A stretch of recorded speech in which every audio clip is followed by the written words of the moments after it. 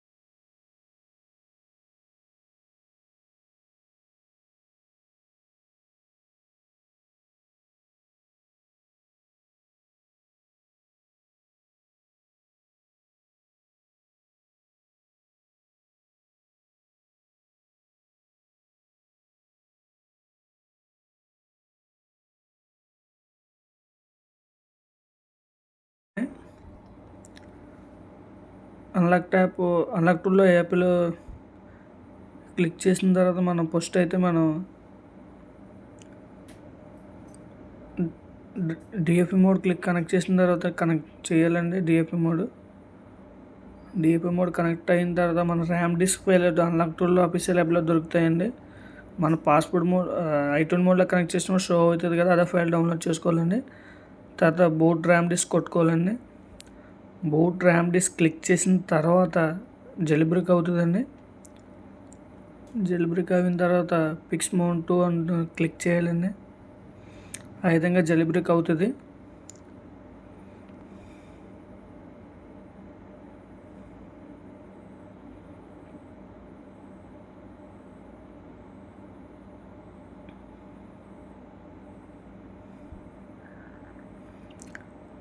Screen pay ఇలా వచ్చినప్పుడు మన మొబైల్ ఫోన్లో అయితే పైన చైనీస్ లాంగ్వేజ్లో జెలిబ్రిక్ అవుతుంది కదండి, ఆ ట్యాబ్ ఓపెన్ అవుతుందండి. జెలిబ్రిక్ అవుతుంది పీసీలో, మొబైల్లో.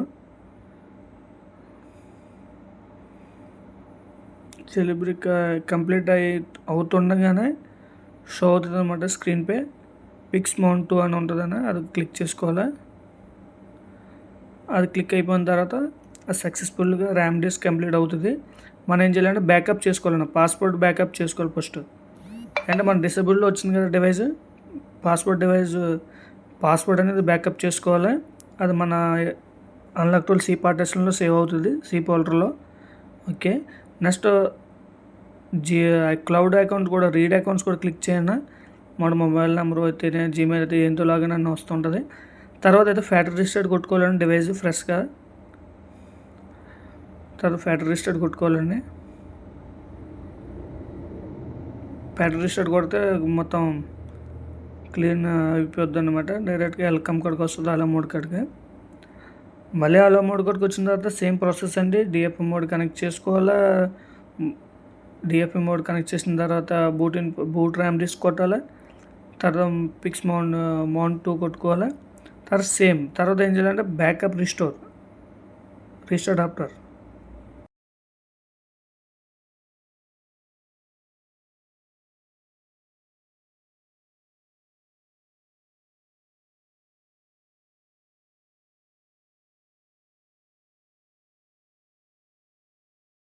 కనుక మనం మళ్ళీ సేమ్ అనమాట i20 మోడ్ కనెక్ట్ చేసుకోవడం, i20 మోడ్ నుంచి DFP మోడ్ కనెక్ట్ చేసుకోవాలి.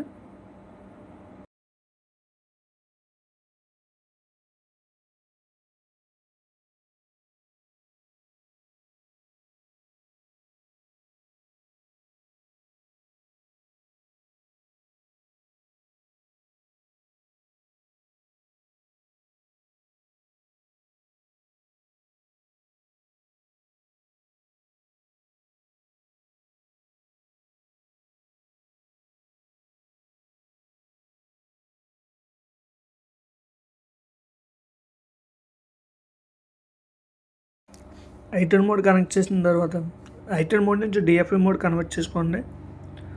ఏం లేదండి, i20 మోడ్లో నుంచి volume down power button long press చేసి పెట్టుకోవాలండి. పెట్టుకున్న తర్వాత స్క్రీన్ ఆగిపోయిన 4 సెకండ్స్కి పవర్ బటన్ ఒకటే వదలాలండి. వదిలిన తర్వాత వాల్యూమ్ డౌన్ కంటిన్యూగా పెట్టుకుంటే ఆటోమేటిక్గా DFP మోడ్కి వెళ్తుంది అనమాట.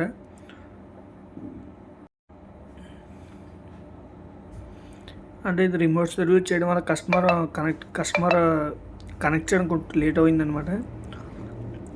రికవర్ మోడ్ i20 మోడ్ నుంచి DFP మోడ్ కనెక్ట్ చేయాలన్నమాట.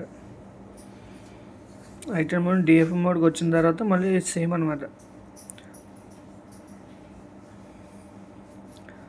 స్టార్టింగ్లో మనం జెల్ బ్రిక్ ఎలా చేసామో ర్యామ్ డిస్క్ సేమ్ అదే టైప్లో మళ్ళీ చేసుకోవాలి. సేమ్ చేసుకోవాలా, ఫిక్స్ టు కొట్టుకోవాలా. తర్వాత ఓకే DFP మోడ్ కనెక్ట్ చేసాడండి మనోడు ఆఖరికి. ఓకే PW DFP మోడ్ అవుతుందండి. ఇన్ఫో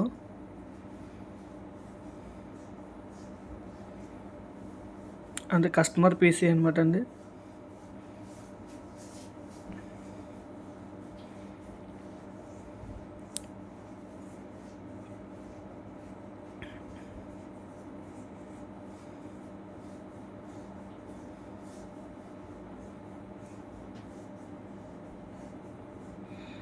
కంప్లీట్ అండి. Boot RAM disk కొట్టాలండి.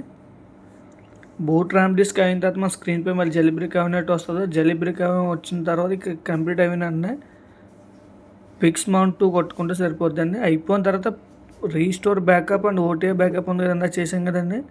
మనం ఏదైతే బ్యాకప్ చేసామో దాన్ని రీస్టోర్ చేసుకోవాలండి.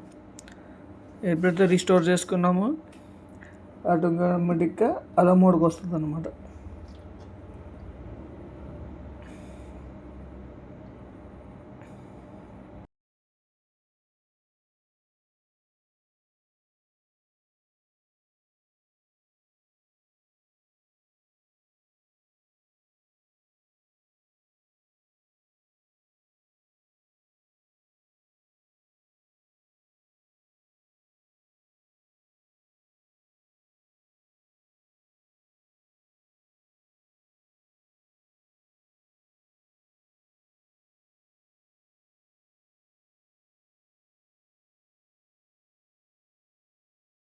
ర్యామ్ డిస్క్ అయిన తర్వాత ఫిక్స్ మౌంట్ కొట్టారు కదండి. తర్వాత రీస్టోర్ బ్యాకప్ ఎర్రర్ ఒకటి గమనించారా?